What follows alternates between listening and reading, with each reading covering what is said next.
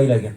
Bu Qur'on musobaqalarini barakotidan bu elni nurlarini ziyoda aylab, hammani xonadoniga Qur'on nuri yetishligida bizlarni va bu musobaqani uyushtirib, musobaqada mutasaddi bo'lib turgan bu AQSh davlatlarida yashayotgan jamiki azizlarimizdan Allohim o'zing rozi bo'lib qabul aylagin.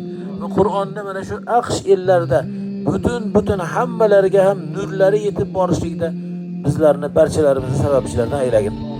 Allohim bu masjidda ham xizmat qilib turgan bu domlajonlarimiz, bu qorilarimiz dining yo'lida hammalarini sobit qadam aylagin. Ayniqsa mana avvalgi saflarda o'tirgan nuroniylarimiz, otalarimiz har birlarini umrlariga baraka berib, Allohim bu safimizda bo'lgan yoshlarimizni rushd hidoyatda sobit qadam aylagin. Parvardigori olam bu ellarga islom nuri kelishligiga, Qur'onni barakoti kelishlariga bu jamoatni va boshqa jamoatlarimizni musabbiblardan aylagin. Parvardigor olam bunday yaxshi kunlarni bizlarga ko'plab nasib ro'za aylagin. Olimjon birodarimizni onalari bemor ekanlar, Allohim ojil shifolarni ato aylasin. Allohim yanada boshqa bemorlarimizga ham ojil komil shifolarni o'zi ato aylasin. Allohim farzand so'rab turganlarga Parvardigor olam o'zingga osondir. Bir yo'la olimi ulamo farzandlarni inom aylagin. Uylanishni niyat qilib turgan barcha bu solih qullar, ayniqsa bo'ydoqlarimiz, Allohim turmushga chiqishligi kerak bo'lgan bu soliha qizlarimizga jufti halollarni, solihlarni, solihalarni o'zing ato aylagin.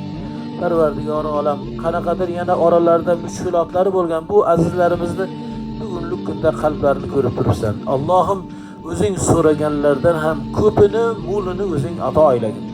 Allohim yurtimiz O'zbekistonni ham va aynan yurtboshimiz yonlaridagi jamiki mutasaddilar, diniy qo'mita yu diniy idora rahbarlari, muftiy hazratimiz, jamiki u yoqdagi ulamolarimizni yanada ilm va ma'rifatda qoyim aylagin.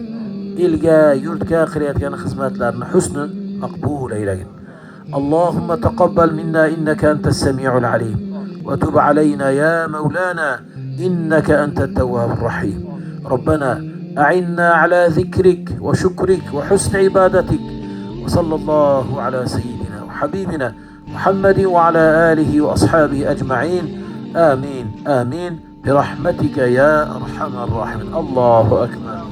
آمين. تقبل الله قبل إلى